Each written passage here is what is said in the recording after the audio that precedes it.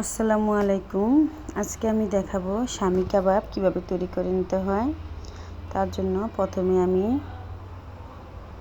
প্রায় half KG পরিমাণ গরুর মাংস নিয়েছি। ছোট ছোট টুকরো করে নিয়েছি মাংসগুলো। এখন প্রায় হাফ কাপ পরিমাণ বুটের ডাল, এগুলোকে আমি ভিজিয়ে রেখেছিলাম প্রায় 2-3 ঘন্টা। মাংসের সাথে এখন এগুলো ধুয়ে মিশিয়ে দিলাম।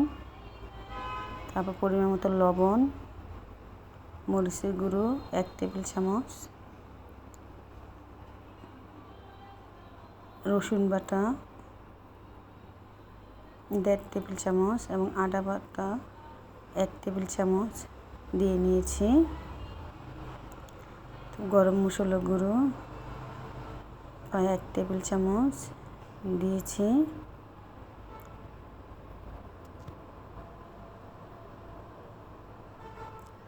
ধনিয়া ও জিরে গুঁড়ো দিয়েছি 1 টেবিল চামচ পরিমাণ। 2 টেবিল চামচ পরিমাণ তেল দিয়ে এখন এগুলোকে ভালোভাবে মিশিয়ে নিচ্ছি। আর এখন যেহেতু কুরবানি এসেছে, তার জন্য সবাই আমরা এখন অ্যাভেলেবেল মাংসটা পেয়ে থাকি। যে কেউ এটা তৈরি করে নিতে পারেন। আর এই কাবাবটা খেতে অনেক সুস্বাদু হয়ে থাকে। এগুলোকে আমি মেখে চুলে দিয়ে নিয়েছিলাম। দেখুন আমার মাংস থেকে ঝোল বের হয়েছে। এখন মাংসগুলোকে নেড়ে ভালোভাবে কষিয়ে নিব। আর কাবাব তৈরিতে অবশ্যই আমরা হলুদ ব্যবহার করব না।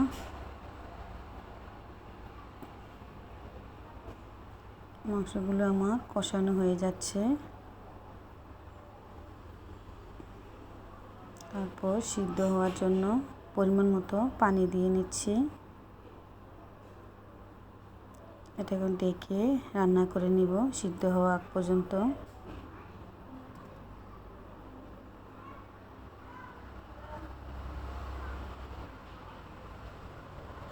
পানির সাথে ভালোভাবে মাংসটা মিশিয়ে নিচ্ছি।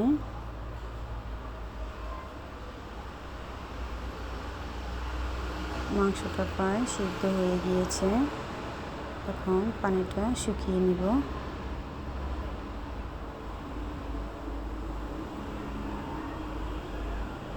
দেখুন আমার মাংস প্রায় সিদ্ধ হয়ে গিয়েছে। এখন তুলে এটাকে ঠান্ডা করে নিব। ঠান্ডা করে তারপর ব্লেন্ড করে নিব।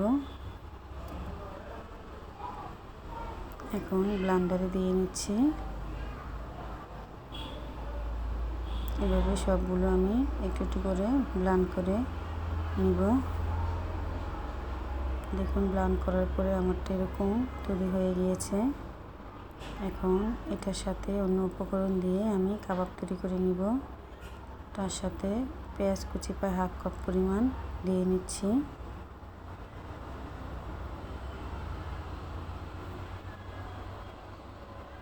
পেঁয়াজ কুচি দিয়ে কাঁচামরিচ আমি ছোটো টুকরো করে কেটে নিয়েছিলাম, এগুলো দিয়ে নিয়েছি। ধনে পাতা কুচি করে দিয়েছি।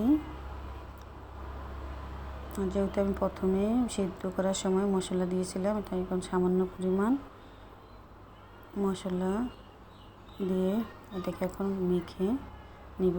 তার আগে একটা ডিম নিয়ে নিব। একটা ডিম ভেঙে দিয়ে দিব।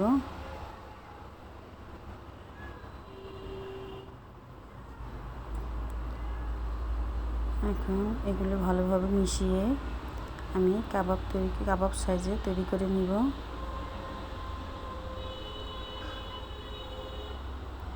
এখন এগুলো এভাবে সবগুলো তৈরি করে তেলে ভেজে নিব। আর তেলে ভেজে নিলেই হয়ে যাবে শামি কাবাব। আমি এখন তেলে ভেজে নিচ্ছি।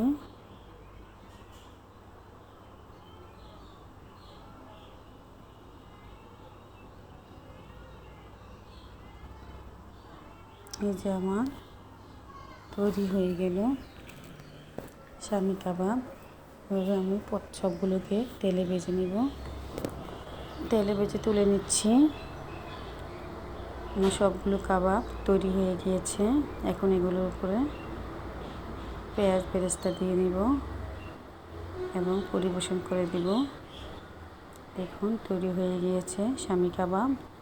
আপনারা এমন সহজভাবে তৈরি করে নিতে পারেন শামী কাবাব।